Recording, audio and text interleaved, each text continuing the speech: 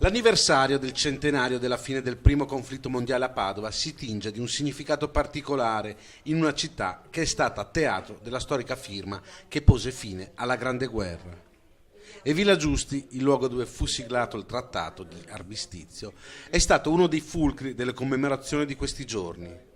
Sia il 3 novembre, con la firma di un nuovo documento che proclama il Veneto terra di pace, sia il 4, dando avvio alla manifestazione della giornata con l'alzabandiera e gli onori ai caduti. Dentro la villa è stato esposto non solo lo storico vessillo issato subito dopo la firma dell'armistizio, ma l'originale di quello storico documento, che per la prima volta da allora ha lasciato il Ministero della Difesa per tornare nella stessa stanza in cui erano state apposte le firme dei vertici militari del Regno d'Italia e dell'Impero Austro-Ungarico.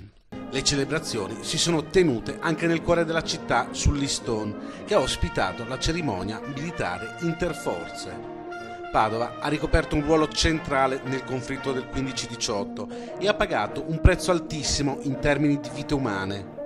1376 furono i caduti, ma è tutta la provincia che si è stretta per celebrare l'anniversario di quei fatti dolorosi. Oltre al sindaco Sergio Giordani, il neopresidente della provincia Fabio Bui, il prefetto Franceschelli e il questore Fassari, il rettore Rizzuto e l'europarlamentare Gardini, oltre al generale Tommaso Vitale.